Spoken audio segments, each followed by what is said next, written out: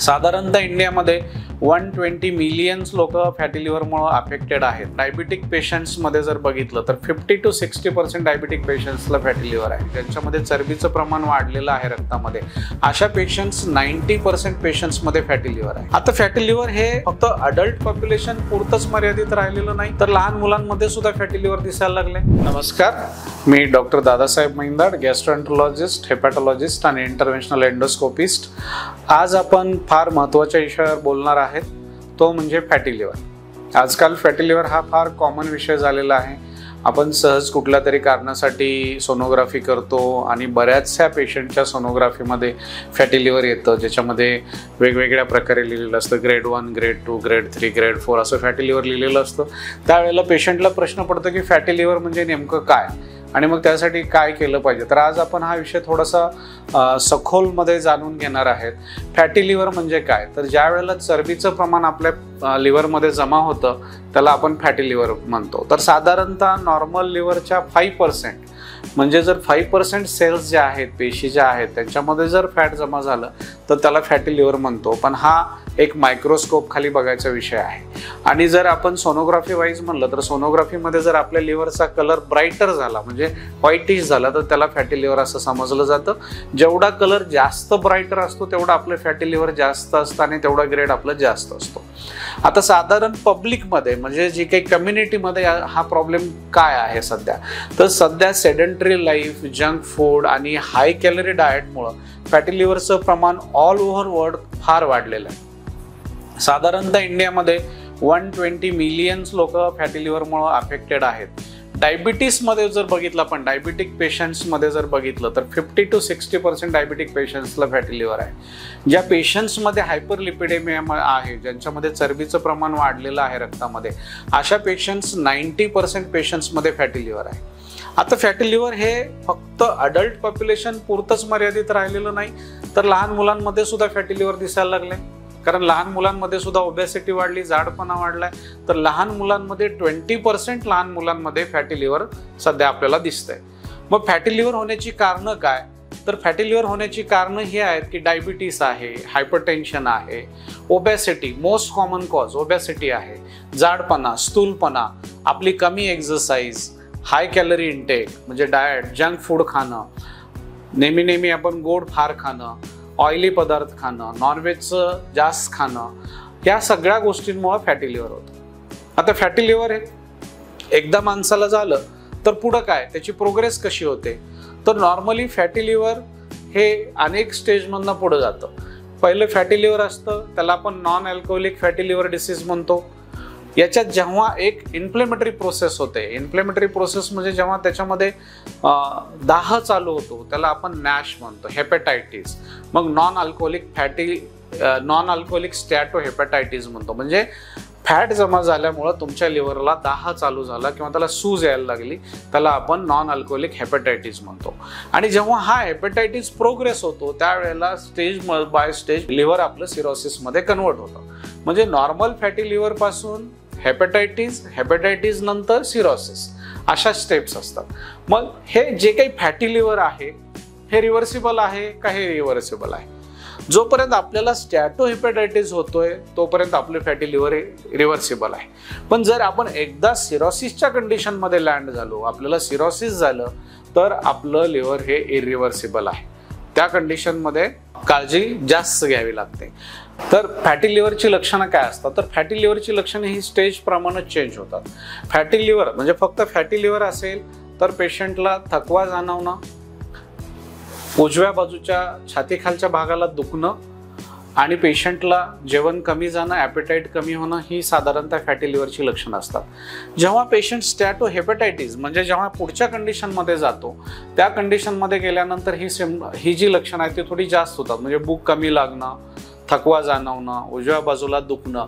काही वेळेला ह्या स्टेजमध्ये जर आपण ब्लड रिपोर्ट केले तर त्या रिपोर्ट्समध्ये आपलं लिव्हर फंक्शन टेस्टचा रिपोर्ट ॲबनॉर्मल येतो। काही वेळेला पेशंटला हलक्या स्वरूपाची कावीळ दिसते, तर याला आपण म्हणतो स्टॅटो हेपॅटायटिस। पण जेव्हा पेशंट एकदा सिरोसिसच्या कंडिशनमध्ये जातो म्हणजे ॲडव्हान्स कंडिशनमध्ये जातो, त्यावेळेला पायावर सूज येणं, पोट फुगणं, पोटात पाणी जमा होणं, त्याच्यानंतर कावीळ दिसणं, थकवा जाणवणं, भूक कमी लागणं आणि अगदीच ॲडव्हान्स कंडिशन झाली तर रक्ताची उलटी होणं, संडासमध्ये रक्त येणं किंवा शुद्ध हरवणं अशी सिरोसिसच्या कंडिशनची लक्षणं दिसतात. अर्ली फॅटी लिव्हरमध्ये हे लक्षण आपल्याला दिसत नाही. सो स्टेज वाईज आपली लक्षणं वेगवेगळी असतात आणि त्याच्याप्रमाणे आपल्याला जजमेंट घ्यावं लागतं की आपल्याला काय करायचंय. आता त्याच्या तपासण्या काय केल्या पाहिजे, तर जेव्हा आपल्याला सोनोग्राफीमध्ये फॅटी लिव्हर दिसतं किंवा आपल्या रिपोर्टमध्ये फॅटी लिव्हर येतं त्यावेळेला आपण जे हेपॅटॉलॉजिस्ट असतात म्हणजे लिव्हरचे स्पेशलिस्ट असतात त्यांना भेटलं पाहिजे. दुसरी काही फॅटी लिव्हरची कारणं आहेत का, म्हणजे नॉन अल्कोहोलिक फॅटी लिव्हर आहे, अल्कोहोलिक फॅटी लिव्हर आहे का, हेपॅटायटिस बी, हेपॅटायटिस सी, ॲटोइम्यून हेपॅटायटिस अशी दुसरी काही कारणं आहेत का हे त्यांच्याकडनं जाणून घेतलं पाहिजे. जेव्हा पेशंट आमच्याकडे येतो फॅटी लिव्हर घेऊन त्यावेळेला आम्ही काय करतो की फॅटी लिव्हरला दुसरं काही कारण आहे का हे पहिलं फाइंड आउट करतो. दुसरं काही कारण नसेल तर त्याला आपण नॉन अल्कोहोलिक फॅटी लिव्हर असं लेबल करतो. नॉन अल्कोहोलिक फॅटी लिव्हर असं लेबल केल्यानंतर त्याची काही कारणं आहेत का, म्हणजे पेशंटला डायबिटीस आहे का, पेशंटला हायपरलिपिडेमिया आहे का, म्हणजे त्याच्या रक्तातलं चरबीचं प्रमाण वाढलंय का, त्याच्यानंतर त्याला ओबॅसिटी आहे का, त्याची सेडेंटरी लाईफ आहे का, ह्या सगळ्या गोष्टी आपण ॲसेस करतो. लिव्हरची फंक्शन टेस्ट कशी आहे, त्याची लिव्हर फंक्शन टेस्ट कशी आहे, त्याचा प्लेटलेट काउंट किती आहे, त्याचं रक्त पातळचं प्रमाण किती आहे, ह्या सगळ्या गोष्टी आपल्याला ॲसेस कराव्या लागतात. अशा वेगवेगळ्या स्वरूपाच्या तपासण्या करून आपण दोन गोष्टी फायनल करतो. एक, पेशंटच्या फॅटी लिव्हरचं कारण काय, दोन, पेशंटची फॅटी लिव्हरची स्टेज काय. आणि जेव्हा आपल्याला स्टेज फायनलाइज करायची असते त्यावेळेला ब्लड रिपोर्ट सोबत आपल्याला फायब्रोस्कॅन नावाची टेस्ट सुद्धा लागते. तर या सगळ्या टेस्टवर डिपेंड आपण कारणं आणि लिव्हरची स्टेज डिफाईन करतो आणि त्याच्यावरच आपली ट्रीटमेंट ठरते. जेव्हा आपण ट्रीटमेंटकडे जातो, म्हणजे आता आपण काय केलं की पेशंटचं इव्हॅल्युएशन केलं, पेशंटला आपल्याला कारण फाइंड आउट झालं तर आपण कारणाची ट्रीटमेंट करायची. उदाहरणार्थ पेशंटला हेपॅटायटिस बी असेल तर हेपॅटायटिस बी ट्रीट करा, हेपॅटायटिस सी असेल तर हेपॅटायटिस सी ट्रीट करा, अल्कोहोल घेत असेल पेशंट तर त्याला अल्कोहोल बंद करायला सांगा.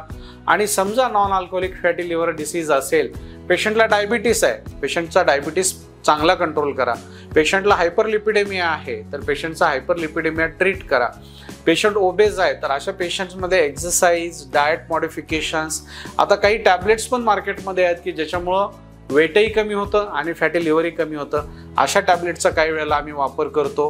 ह्या सगळ्या गोष्टींची आपण काळजी घेतो. दुसऱ्या बाजूनं काय करतो आपण की फॅटी लिव्हरमुळे जी काही लक्षणं येत आहेत, पेशंटला समजा पेन होतोय त्याच्यासाठी आपल्याला काही वेळेला ॲनाल्जेसिक्स वापरावे लागतात, पेशंटच्या पोटात पाणी जमा होत आहे किंवा पेशंटच्या पायावर पाणी जमा होत आहे, अशा वेळेला आपल्याला त्याला डायरेटिक्स देऊन ते पाणी कमी करावं लागतं.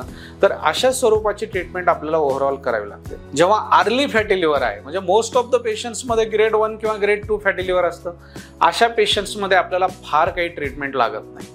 अशा पेशंट्समध्ये आपल्याला बेसिक ट्रीटमेंट लागते आणि ती कुठली, तर पहिलं तुम्ही एक्सरसाइज करा. Every day 20 to 30 minute vigorous exercise 5 days a week is enough.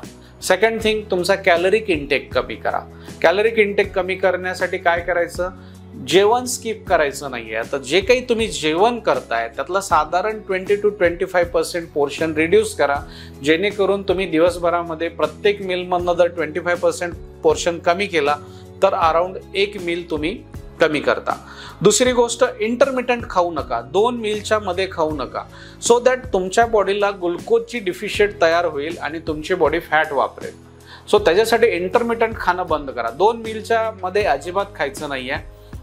तिसरी गोष्ट, हाय कॅलरी डाएट, हाय फॅटी डाएट अवॉइड करा, जंक फूड्स अवॉइड करा आणि तुमच्या डॉक्टरांना भेटून तुमचं योग्य इव्हॅल्युएशन करून त्याच्याप्रमाणे ट्रीटमेंट घ्या. तुमच्या लिव्हरची काळजी घ्या, कारण तुमचं लिव्हर हे अमूल्य आहे. सो आपण जर साध्या गोष्टीची जर काळजी घेतली तरी सुद्धा आपल्या लिव्हरचं लाईफस्पॅन हे खूप चांगल्या प्रकारे वाढू शकतं. प्रत्येक फॅटी लिव्हर हे इरिव्हर्सिबल नसतं, प्रत्येक फॅटी लिव्हरचं सिरोसिस होतच असं नाही. योग्य वेळेत जर आपण फॅटी लिव्हरची ट्रीटमेंट केली तर फॅटी लिव्हर नॉर्मल होऊ शकतं. धन्यवाद.